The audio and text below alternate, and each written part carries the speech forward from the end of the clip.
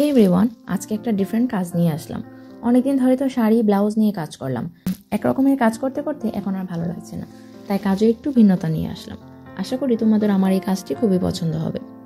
চলো তোমাদের সাথে এই সুন্দর জামার ডিজাইনটা স্টেপ বাই স্টেপে শেয়ার করি। এই ডিজাইনটা আমি প্রিন্টারেস্টে দেখেছিলাম অনেক আগে। ভালো করে এটা ডিজাইনটা মনে করতে পারছিলাম না, যতটুকুই মনে আছে হালকা করে এঁকে নিয়েছি।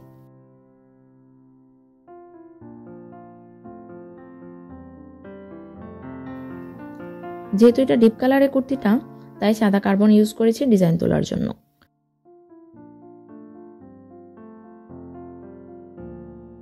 এই কুর্তিটা আমি সুতি কাপড় দিয়ে বানিয়ে নিয়েছি। আসছে গরমের জন্য প্রিপারেশন নিয়ে নিচ্ছি। ডিপ কালারে বেস কালার ইউজ করে ফাইনাল কালার করব। আমার এই ড্রেসটা মেনলি রেইনবো টাইপ হবে, সব কালারই থাকবে এই ডিজাইনে। সবসময় অ্যাক্রামিন কালার ইউজ করলেও আজকে আমি ইউজ করেছি acrylic colour. Acrylic colour use করলে ডিজাইনটা একটু অন্যরকম গ্লেজ করে। পুরো কুর্তিটাতে হলুদ, স্কাই ব্লু, কমলা আর সাদা কালারের কম্বিনেশন রেখেছি। মানে একটা কুর্তি বানালে যেন আর পায়জামা আর ওনার জন্য দৌড়াতে না হয়, এই ব্যবস্থাই করি।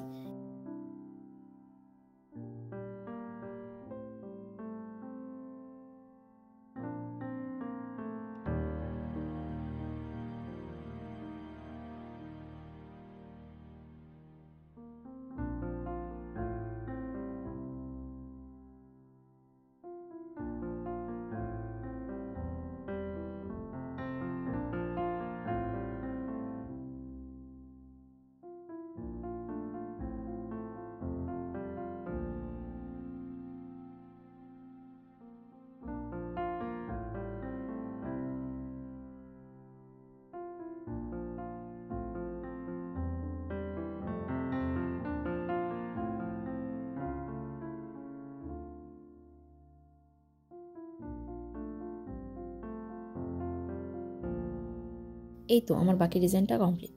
ফুস এইবার জামার উপরের দিকটায় কাজ করব। আমি আগেই বেস কালার চাপিয়ে রেখেছিলাম।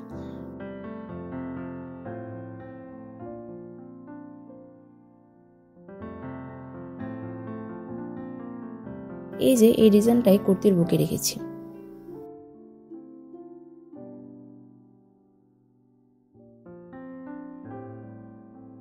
এবার কুর্তির সাইডের ডিজাইনের পালা। ফার্স্ট লাইনটা ডট দিয়ে ফিল করেছি।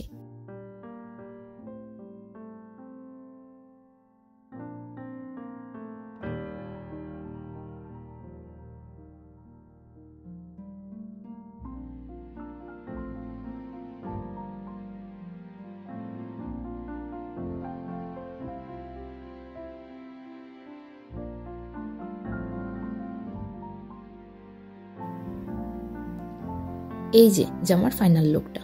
বুকের ডিজাইনটা কুর্তির নিচেও রেখেছি।